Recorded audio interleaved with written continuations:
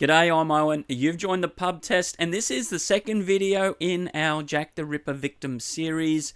So if you're waiting for that long form video, do that. But if you want to follow along as we release these, then have a look. The first one was Fairy Faye, but who was the second person? So our second person on this list is a woman by the name of Annie Millwood. And like many back then, we don't have a huge amount of detail about her life. We do know she was roughly in her late 30s, maybe 38, 39. It's said that her husband had passed away, so she was now a widow, and her husband had served in the military. Other suggestions say perhaps she was an unfortunate, as the term for the women of the night was given, but that actually is not definite at all. There's no official proof of that. But regardless, on her way home on February 25th, 1888, in the Whitechapel area, she gets attacked. And she gets multiple stab wounds in her legs and lower torso. But she makes it to the infirmary. And it's said after about a month, she makes a full recovery from this attack. Now, she says, I got to look at the bloke, but I didn't recognize him at all. So it was just a total random stranger attacking her. Now, you would think that this would create a huge blow up in the paper, that here is this poor woman walking home where she should feel safe, and now she's been attacked with a knife.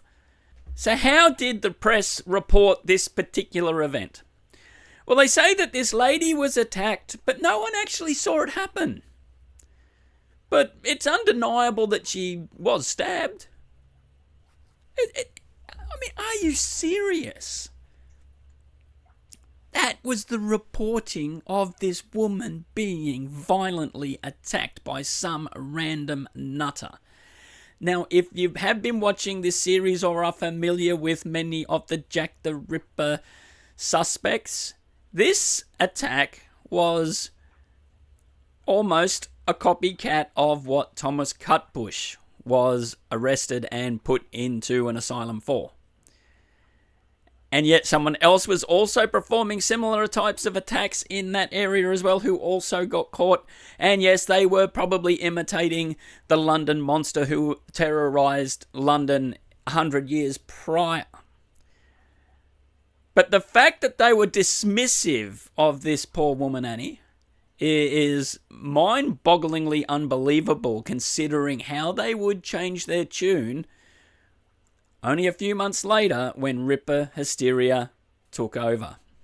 But now, how does she fit in to the Ripper crimes? Why would people suggest that this one was a Jack the Ripper attack? Well, as we mentioned, Thomas Cutbush was on that list. And so he did some crimes similar, and people suggest, the Sun newspaper in 1894 suggested that he was Jack the Ripper. So was this one of his crimes, and therefore was this a Ripper crime?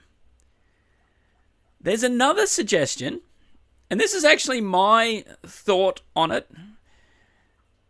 I don't think I've seen this written anywhere, but it could have been a type of a trial run. And what do I mean? Well, if you were this really smart person who was going to start performing these crimes and not be detected, what would you do? Well, maybe you'd go and attack someone. And remember, Annie was not subdued, so no doubt she was screaming. If you're being attacked like that, you are screaming for your life. And of course, everyone came to her rescue, didn't they? Well, no, nobody came. No one saw it. And you might think, well, how? Why would that happen? But when we read about many events back then, people heard some of the official Ripper victims being attacked. But they said, look, we just thought it was the neighbours having another argument, or just some people on the street having a blue. So we might think that that is a bit odd.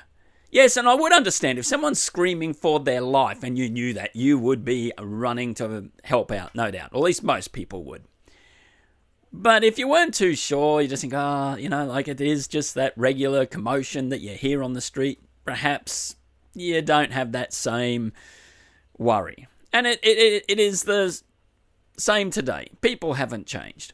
You go to a shopping centre and a car alarm goes off. Do you see the crowds of people running to that car to catch the criminal who's breaking in? No. Most of us just go, well, it's not my car, that's fine, and you keep on going. Like, unless it's something out of the ordinary, we just don't seem to pay that much attention to things. And so perhaps Jack the Ripper was testing the waters. How much could he get away with without attracting attention? And then finding that out, well, that may have emboldened him to go on to commit these crimes. So that's my thought on how this could possibly fit in to the Jack the Ripper saga. So is that the end of the story of Annie Millwood? Well, unfortunately, no.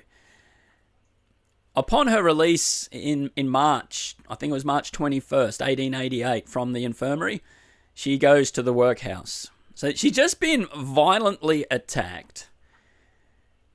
They say she made a full recovery, and now she's in the workhouse. And those conditions at the workhouse were dreadful. 10 days later, on March 31st, 1888, they found her collapsed. And she passed away. They did a coronial inquest and it was deemed she died of natural causes. Nothing to do with the injuries that had happened previous, because she'd made a full recovery. I doubt that. I find that offensive almost, that this poor woman being viciously attacked, then sent to a workhouse under woeful conditions, and then dies, and they say, well, it wasn't this bludger who attacked her. Nah, she was just going to die anyway. And that was the reporting in the papers. We see a marked change in attitude towards attacks on women in a few months' time as we go through this series.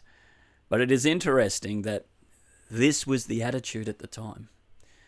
And definitely we can see that the fate of women and things that could happen to them just really weren't rating all that highly in most people's minds at the time. And yes, no one was ever arrested or charged with the crime against Annie Millwood. But who is the next person on the Ripper victim list? So thank you very much for watching this one. It will be cut into that long form video, as we've mentioned before. Interested to know what you think about this particular person and the attitudes people had as well at the time towards these crimes, this violence against women that was happening in 1888. So as I've said, many videos will be coming out in quick succession. I've got a little short one to do next, and then a fairly heavy discussion. But keep an eye out for them. I'm Owen. You've been watching the Pub Test, and we will see you on the next one.